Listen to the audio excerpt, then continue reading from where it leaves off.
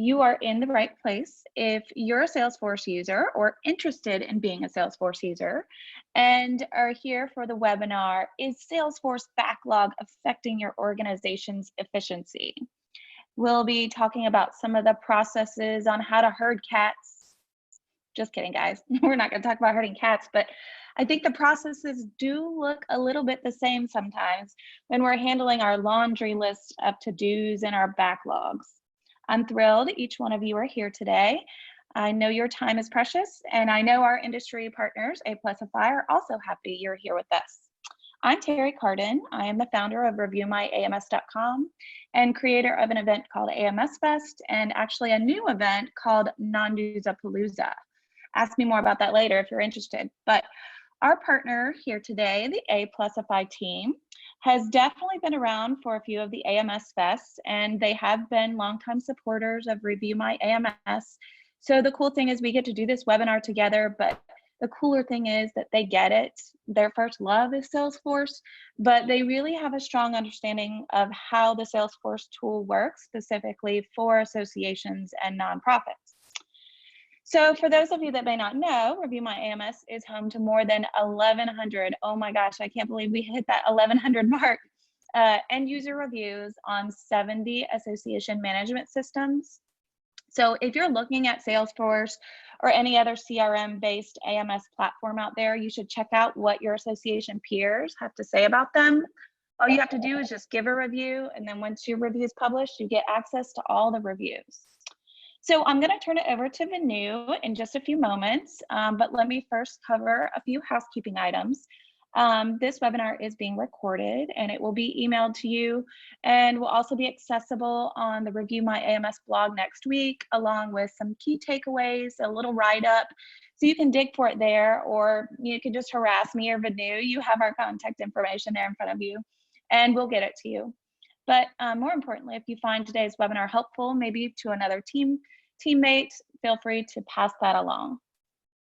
We also have a gut feeling that you're going to have some questions for us, and perhaps even some technical questions for us that might be a little above the heads of Venu and I. So we've schemed and we've invited a special technical expert guest to lurk with us here today, just in case you have something a little too technical for us, or a little above our pay grade. Glad you're here with us, Norwich. So ask away your questions and we'll take about 5 to 10 minutes or so at the end to field all those burning questions. But you don't have to wait till the end to ask your question. At any time during the presentation, you can use the chat function that's there in the webinar window, and we'll do our best to get your questions answered at the end.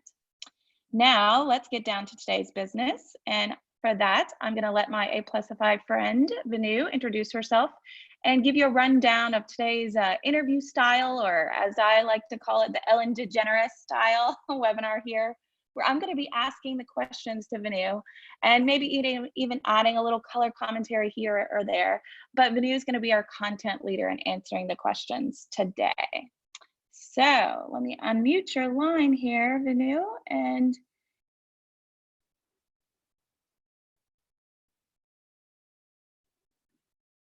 okay, Venu, are you there? I am here. Thank you, Terry. It's good to be here. Thank you for hosting us. Just to tell everyone a little bit about Aplusify and myself. Aplusify is a Salesforce managed service company, and we focus on associations and nonprofits. Now, our company goes way back. We are under a company called High Tech Pro, which is based out of India and focused on Salesforce and development for companies around the world. Now, as we started getting more association nonprofit clients, we decided to focus an entire business segment on associations, since we noticed that those needs and development work was slightly different and needed to be catered to that market. So now we have a company based out of Rockville, Maryland. where we do focus on association and nonprofits. Now, I actually have been in the association and nonprofit industry for over 20 years, and what I've been able to work with Aplusify is really understanding and bridging the gap between technology and the association nonprofit sector. So it's been great to work with our developers to see it more than just coding and dashboards and reporting. It is great to be able to actually explain what the business is behind why associations and nonprofits want to do what they want to do.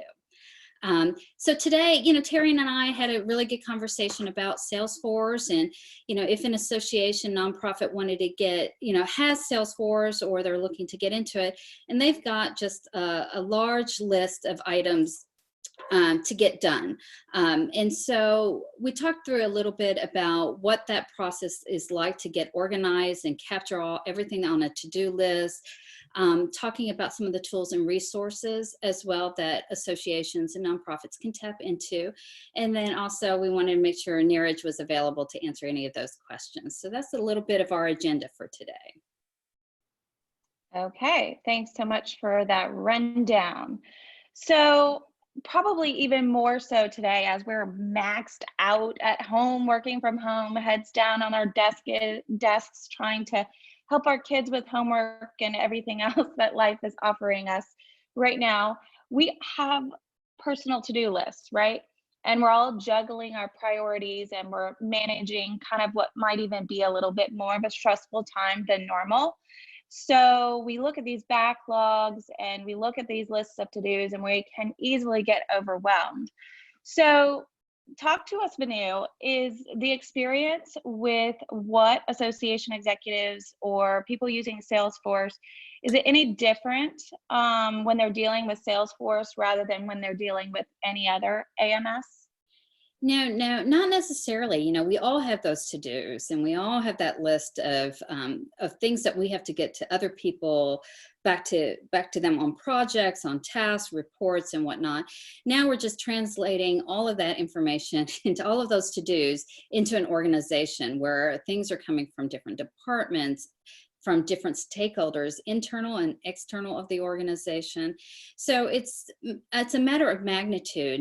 Think about your own personal to-do list. Some of it's personal, and some of it goes onto the work list. And then imagine multiplying that with all the people that are involved in your Salesforce or AMS instance. So it's a matter of creating that system to manage all of that, just as if we would with our own personal list.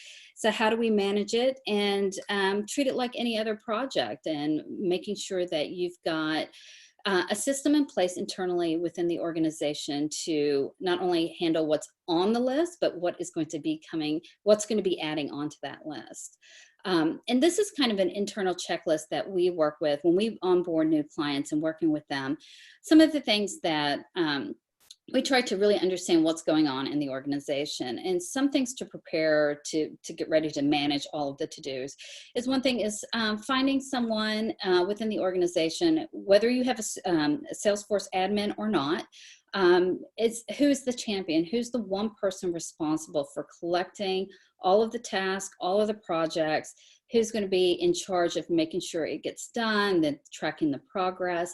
So making sure you have that one person or several people, but at least that person is identified. And then also having a process flow of how do people make requests? Do they simply send you an email, put a sticky note on your desk when we were all back in the office? Or do they, what is the process that you think is going to be the most efficient to help you as a super admin or champion or your organization to be able to meet those requests? And then also, what will also be helpful is finding out, defining a weight system. What are the priorities of the organization? Do members come first? Does accounting come first? What takes priorities? And having some definitions put in place will help get through that backlog and figuring out what goes first and what can wait. And then setting the expectations, having some realistic estimates on around tasks and projects when they're going to be completed, and explaining that to all those that are involved. So they're not expecting, oh, well, that's easy, that can be done tomorrow. So really being transparent about what is involved in taking on any task. And then having the intentional meetings. How often will and at those meetings, talk about what the projects are and what else is in the docket, because they may not realize, other stakeholders may not realize what else is happening within the organization or within your Salesforce or AMS instance. So it's nice to be able to give everyone a heads up of saying, here's where we are in the organization and here is where your project lies and this is why. And having that transparency kind of gives you some of that compassion among colleagues. So I love the visuals that you have on these slides. But, you know, at home, still working from home. And I remember in my association days when I was in the office working with a team, especially with small teams, it always seemed like everything has to happen yesterday, right? And so, you know, I found myself in the project management HE double hockey stick sometimes. And I'm sure you see other clients that you have, you know, pulling their hair out. So Vanu, tell us what a normal client looks like for Aplusify, and then tell us how y'all are actually helping them figure out how to prioritize. I really liked that part that you just had too on communicating the priorities, like making sure that other team members truly understand what it is that your priorities are, and so everybody can be on the same page. But tell us what a normal client looks like and then how you guys are helping them out. Sure. Now we kind of also have our buckets as well in terms of clients. We have those clients who have used Salesforce or an AMS for ages, and they've got a established Salesforce admin and processes and all of that. And to learn about their instance is great. It helps us understand and help advise on what projects take place. Then we have a whole nother bucket of clients who they're new to AMS or they're converting to a new AMS, they're new to Salesforce, they may not have a Salesforce super user, and that's fine. You know, and helping our clients to kind of understanding what is going on and hearing everything that they would like to do and helping organize all of that is kind of what we do. We like to look at things in more of a technical aspect and taking tasks and putting them into these little buckets that I've got on the screen. And you can see here it's everything from data integration to dashboards to automation to as simple as importing or exporting. I say simple, but sometimes it's not so simple. So taking a look at all of those tasks and putting them in there. We actually just published a blog that you're hosting on your website, Terry, about some of how to prioritize what falls into those buckets. And that kind of helps clean out the clutter, see what you've actually got that you need to deal with. And that's a great start for that. And then the second step that we look at is, and this is something we really rely on our clients for, is like how to balance all of these projects. So you've got all of these tasks and things to do, and kind of when we're going through the process of listening and hearing about them is also delineating between what's a quick fix, what's more complicated, what can be fixed alone or what can you do alone, or if you do one thing, and will it affect other places of your Salesforce or your integrations or your AMS? Like, what is that going to do? You know, we also believe in, if it's not, you know, don't fix something so that you break something else. We want to try to avoid that. And then also your key stakeholders in terms of who's asking for what. I know we all answer to some higher power, and board members sometimes can scream louder than others. And also the C-suite, just making sure that you're able to know who needs what when. If you got an annual report coming out and you don't have much time, then that kind of helps us also advise, well, this project is going to take X number of hours, so we either have time to do it or we need to get started now. And then also, how does anything that we do in Salesforce or your AMS, how does that affect the operations of the association? Is your business going to be halted because you can't send out invoices? Pretty major deal. So we want to make sure that things like that go to higher on the priority list.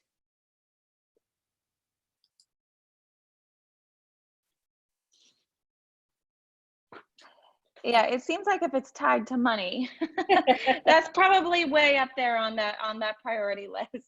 Yeah. So let's talk a little bit about to-dos and more about herding all those cats. So I'm one of those people that if it doesn't go on my calendar, it doesn't get done. And I'm sure the crowd that's here today, maybe there are a few other that are like me. But you know, I really do like taking down notes and jotting questions or ideas down. I'm not one that, you know, everything that is said to me gets put into long-term memory. So, you know, in months recently, I found myself staring at a junk drawer, you know, and this junk drawer, I looked in there and it had all of these notes with, you know, conversations from mentors that I've had and questions that I was asking myself about something that I was working on. And it was just full of these papers with these notes and ideas and questions, and not necessarily to-dos, because like I said, I like my to-dos to go on my calendar. But I had to ask myself, you know, how could I make this process better? And so, and even for just posterity's sake, how could I maintain all of this information? There was some really valuable information in there. So I actually did a little research and I purchased an Apple Pencil. And now I use my iPad. I use the Notes app on my iPad. And whenever I sit in on a webinar like this or have a conversation with a mentor or a colleague or got new ideas, just brainstorming, I can actually jot those notes down in the application and notes using my iPad pen or my Apple Pencil, I guess. And this is really just a smarter way for me to store my notes, because I can do a search and I can find my notes easier. And not only that, but I can make an entire stream of notes, and it's just easier to scroll back through to remind me of these ideas, and also to see like what I've accomplished, right? Like a done list almost. So, but for me and my team, so that's kind of a personal note, what I used. But for me and my team, we use a teamwork application for project management, and we love it because we get to stare at that giant list of to-do of the done list all crossed out. But what kinds of other tools do you recommend, Venu, and what's going on in the app world with Salesforce, so that our attendees here can understand how they can be task tacklers? And you know, just before we jump into the tools, Terry, you were mentioning a lot of ideas that you jot down, and that's a lot of where our backlogs for Salesforce come up. And we hear a lot of times, oh, my marketing department wants to be able to pull an easy list of people who clicked through an email, but they also attended events 3 years, you know, for the past 3 years. How do we pull that information? And that's a great way to have an idea as you get onto that to-do list, right? It becomes one of those valuable pieces of information for the organization. So it's definitely, ideas are great to have on. It has to start somewhere and it has to go somewhere. So it's great to make it onto that backlog list. But there are a few tools. There's a lot of tools that people use out there to manage them, and manage kind of the backlog of any kind of project. Now the three that we like, we'll talk about Trello, JIRA, and Help Desk. And we'll start off with Trello. Trello is one of my favorite from the marketing and sales end, where we can actually put in a calendar of events and marketing information that goes out. But why we like this one is because it's great for project management. It gives transparency to all of your team members. You can see who's doing what and what the status is. And then also you can assign ownership. So there's no task that's out there just floating going, who's going to own it? Someone actually can own that. You can see all the assignments, the deadlines, and you can also go through an approval process. So a great way to use this for a Salesforce backlog would be to put in all of your ideas in here, or to-dos. And as they bubble up to become priorities, that they become assigned, and you transition them through a process where it's in progress, it's being tested, it's validated, and eventually hopefully done. But it's just a great tracking tool that's out there and great for teams. Another one that we like, and we actually use at Aplusify, is JIRA. And if we ask that if our clients do not have some kind of project management tool, that we actually will implement JIRA for them. And what is great about JIRA is that not only can you put in all the tasks, it actually helps us prioritize with our clients. Our clients have access to it. So we prioritize the tasks and projects so we can see what's up next, what's in progress. But what helps also with this is that with each project or task, we put an estimated number of hours where we think we're going to put in that. Because the way we do our services is we bundle our hours into packages each month. So you can plan for your budget. It's a predictable amount. And if you don't want to go over those hours, or you want to borrow hours from another month, then this is a way to manage that. You can say, oh, okay, this project is going to take us 50 hours, but I only have 40 hours this month to spend. So we're going to prioritize these other projects to fill up those hours, or to work 40 hours this month on this project, and then next month we'll spend another 10 hours to finish it up. But what's great about this is you throw it all in, you estimate the hours, and then hopefully that Salesforce champion there helps us prioritize and change things as they're needed. But what helps us from a Aplusify standpoint is we bill against this. But then for our client, it really gives them the insight of what they're spending their money on and making sure they're getting their return back. So it's great to have that all in one place. We're not duplicating efforts in reporting and estimates. It's all in one place, and that's called JIRA. Now, another favorite of ours is for help desk management. And what is great about this platform, this is Zendesk. And Zendesk allows you to take incoming requests from members, from donors, external stakeholders, and internal stakeholders. So it all goes into one place. Now, the other great piece is that it tracks it also by what type of medium they're using to contact you. So whether it's by phone, by email, by live chat, it's all trackable. And then also depending on the type of inquiry that comes in or what someone needs help with, you can categorize each request, and it can be automatically routed to the right person. So whether you have, whether you need someone in within the organization to answer the question, or help desk agents like we do. We have help desk agents that help people based on what questions that they have. And if we can't answer them, we get the client to help us. But what it also does is can actually be integrated into Salesforce and gives us that full view of a member's history. It shows us when the renewal is coming up, what events they've been registered for, member profile information. So we get a lot of, with clients that we're helping out with in this way, it's a great way to connect the member services with technology, because we do have access to all of that technology, and having that member profile. What's been even more helpful is being able to see all the stats that Zendesk is able to give us. It tells us when it can break it down to how, what months are the heaviest months that people contact us, how they're contacting us. So if we need to change resources to more phone calling, agents who answer phone calls, or if they like live chats on websites. So having those metrics allows us to better serve members in the way they want to be served. And then all of this is also making sure that we're making members happy, that we're answering the questions that they have. And a lot of times it's things like, I need my password reset, or my invoice doesn't look right. Can you help me out with it? I need to update my profile. Can you help me do that? And what's been interesting is that with some of our clients, when we see that we get a certain type of question asked quite often, for example, an invoice doesn't look correct, then that triggers us to say, what is going on with the invoices? And in some cases, we've actually noticed that there's been a development, a Salesforce issue that we need to go back and fix. But what's great is our help desk agents brings that visibility to our development agents and able to fix that too.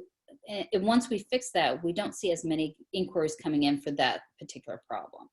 So this is really it's become one of our favorites at Aplusify, just enabling members to get that help that they need. And we know that that's a pretty high priority for a lot of associations. Now, in terms of tools, we also have heard from a lot of clients, when we onboard, that they're running reports out of several different systems, and they're creating one new report so that they can give it to their executive director. And what we really like seeing is being able to understand all the external data salaries that are going on and bringing them into Salesforce, creating reports that don't have to be recreated each month, that they're pretty standard. Obviously, you can make changes as you need them, but also creating those dashboards that you can pull up very easily, very quickly, and you're not spending hours and hours of doing VLOOKUPs and pivot tables and all of that. Another Salesforce tool that we have found that just has changed a lot of our clients' workflow is just adding workflows into Salesforce, doing automated processes and triggers based on a particular action. So, for example, if a renewal is coming up, there should be a workflow that says, 1 month before renewal, please send this member a email that says time for renewal, here's your invoice. And once they pay that invoice, that should trigger another action, whether it's a thank you note or updating data within Salesforce automatically. All of that is meant to save time for the staff, instead of doing manual labor, and being able to just have some of that automated. And then the next piece are App Exchange. You probably, a lot of associations we see have at least 2, if not more, apps that they're currently using outside of Salesforce. And sometimes they're integrated and sometimes they're not.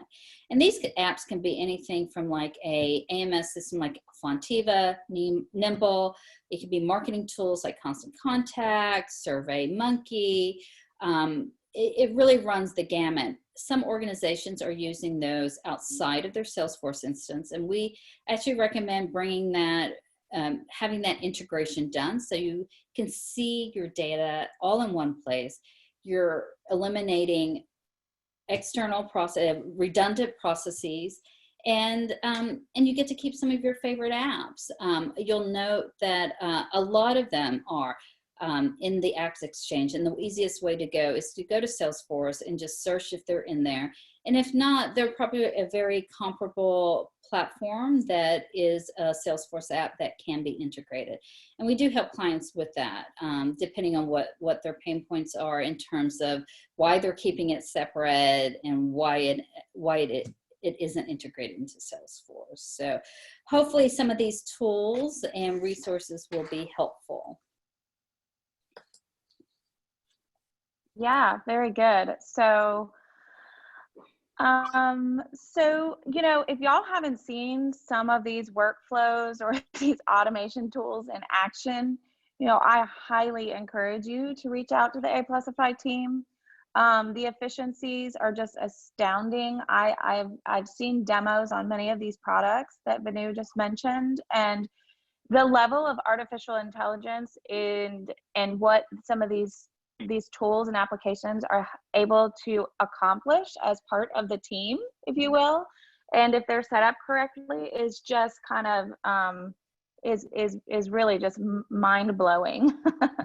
So we talked Trello, JIRA, Zendesk. I know another that some may want to look into and is Asana. I've heard of Asana.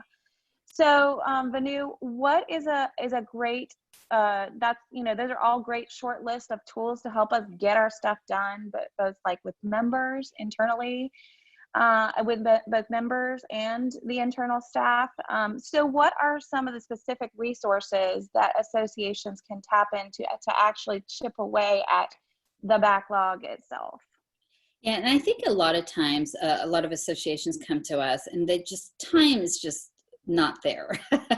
People just need more time to just get it done. And one of the best ways to do that outside of like automating processes is actually seeing what resources you have internally to the organization in terms of manpower or person power, in terms of who already exists within the organization that can help you. And I've talked a lot about this AMS Salesforce champion. And there's got to be one person in the organization that really not only values the AMS Salesforce ecosystem, but they also understand what's going on in the organization and how that's going to set the priorities and mediate the projects that are coming up. Because for every department, every project is going to be super important, but not everything can be done right away. And there's got to be a method to the madness. So this Salesforce champion is highly, highly important.